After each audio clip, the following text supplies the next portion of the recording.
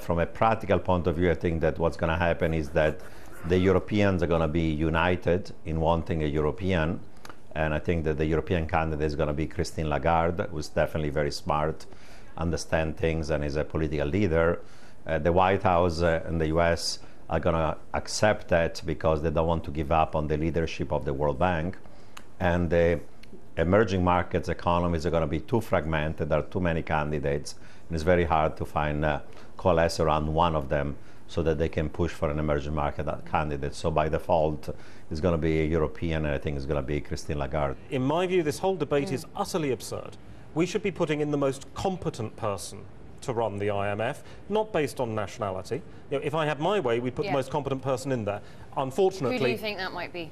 Well, I mean, there's a number of very, very good qualified candidates. There's some excellent central bank governors out there who've got a wide depth of experience. Mervyn King, for example, very, very good. We've got some very good academics in the United States. We've got some very good people who've come out of the IMF or the World Bank in the past who could go forwards. But it's a pipe dream. You know, competence is not going to be the determining factor. Competence just isn't an issue when it comes to something like the managing director of the IMF, unfortunately. It's one of the least important criteria.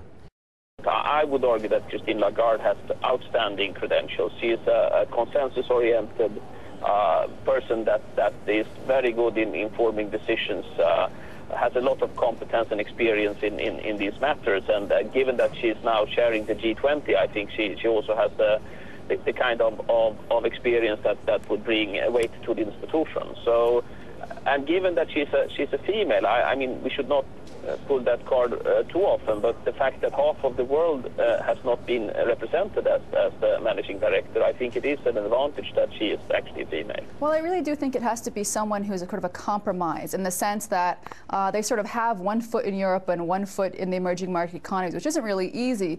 But in fact, you know, some of the two people that you noted earlier, someone like Kemal Dervish, which, you know, Turkey very literally is sort of part of both worlds. He's very comfortable in the European context as well. He would be a great candidate.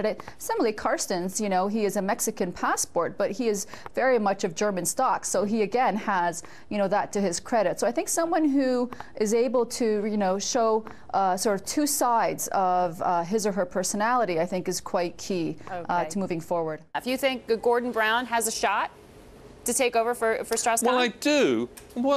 Well, I do. I mean, I mean, I've interviewed him a couple of times, and I listened to his talk at Bretton Woods the other day, and you certainly get a sense of a statesman who's interested and set out a kind of global path for things. I mean, you read his book, he's got chapters about Europe and Africa and Asia. Doesn't actually have a chapter about Britain. I mean, he did bring together the people at the G20, so I think he has some sort of shot, and it looks a bit that the British government who said the other, you know, a month ago, oh, we rule him out. Well, yesterday Osborne was asked, and he didn't rule him out. I mean, obviously, the Brits will sit and think, well, actually, maybe it is beneficial. Even if he's not exactly politically what we'd like, he is a Brit. And so I think there are discussions of that kind going on. I don't rule him out. Obviously, he's got to be nominated. Maybe Christine Lagarde from France is up there, but perhaps the Europeans will start to think it's our thing, we want to keep it. Without significant concessions, Greece is going to default. It's only a matter of time.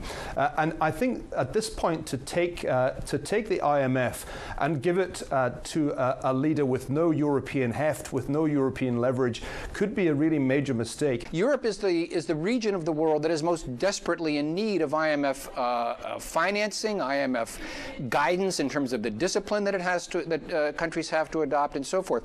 So the last place you want to have someone running the IMF is from Europe. I think it's an outrageous conflict of interest.